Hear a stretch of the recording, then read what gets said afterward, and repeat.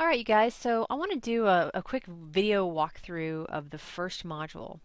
Now, before I do that, I assume that you're checking out this news feed. This news feed is going to have good stuff for you throughout the semester. Older messages are on the bottom, but if you're just coming in, you want to start, okay, this is a different section, the calendar. That's not the news feed. The news feed ends right here.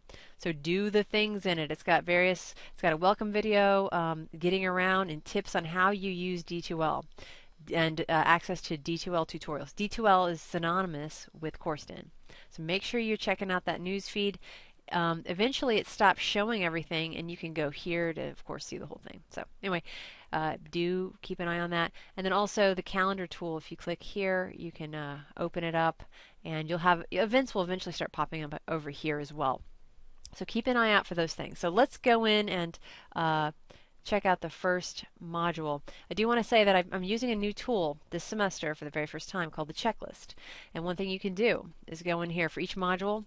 I'll create a checklist and you can click it and you can kind of open it and put it to the side. And the cool thing about it is that you can, once you've done something, you can click on it and make sure you hit save and it'll tell you when you completed that item, and that's for you to keep track of yourself. It's not something I monitor. I don't know anything about it. It's yours to use, okay?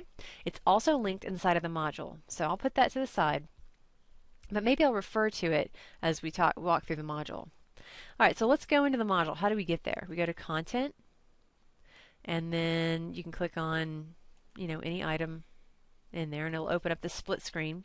And I do want to show you that interactive checklist is also piped through the module. It's right here.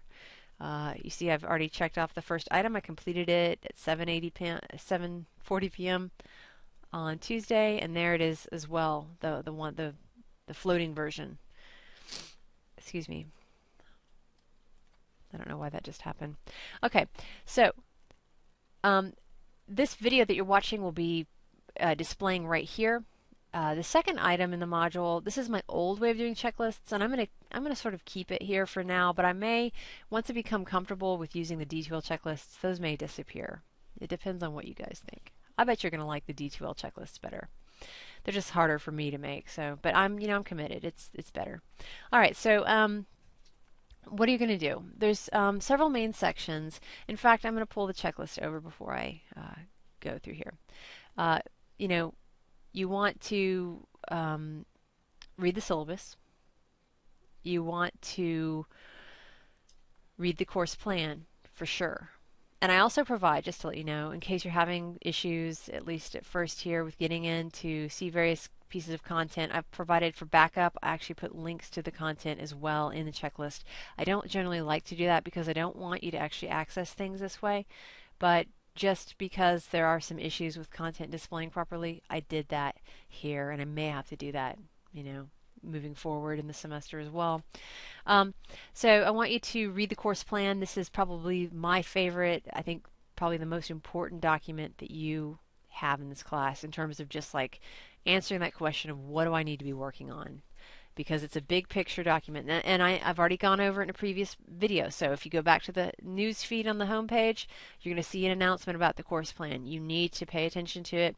I strongly recommend that you watch the video that explains how you use it and why it's such a great, simple little document that helps you. All right, about D2L and CourseDen. If you're unfamiliar with working in D2L or CourseDen or don't know how to use any tools, I want you to check this out. My student contact form is a nice tool for you to give me your information so that we can stay in better touch. And that hasn't been having any trouble displaying in CourseDen, so you should be able to access it. Where is it? It's item 2D, Hewitt's student contact form right here. Course questions and answers board. This is just a tool for asking questions in the class. I want you to sort of skim read all the major course projects, although in more depth you need to be reading about the field experience. And you probably want to read more about the hot topics in education project. I'm going to say it now and I'll say it later. You do not have to do a glog. If you find some other multimedia way, like a voice thread, that you would rather use for presenting that, you are absolutely welcome to do that.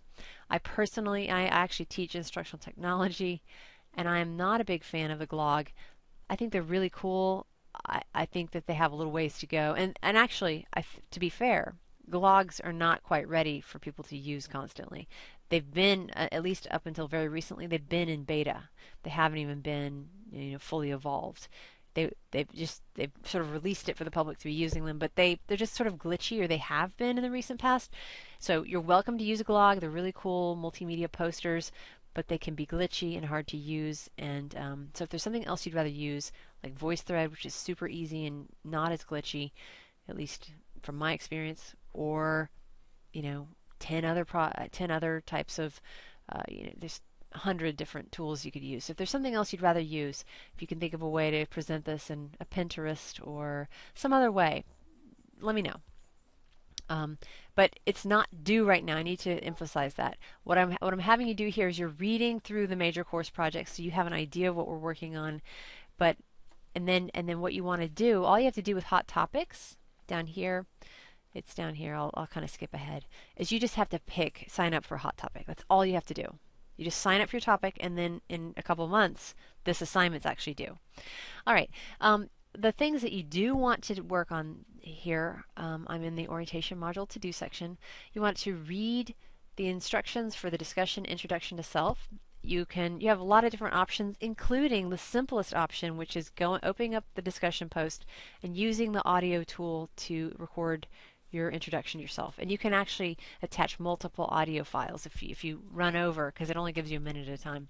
But read those instructions and introduce yourself on the discussion board, and respond to your peers, and get those done by the end of this module, which, if you look at the course plan, just to quickly go glance at it, this module ends on Sunday, September 8th. It's a 2-week session, and you want to have all of this stuff done. Just these 4 things, 1, 2, 3, these 4 things done by Sunday, September 8th. Okay? All right, going back to the module.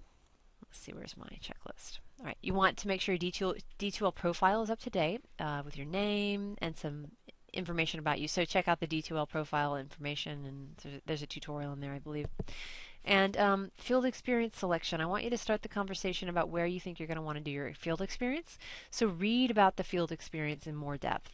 Up here where I said skim read about course projects, I want you to read in more depth about that field experience, okay? That's something you need to know about right now.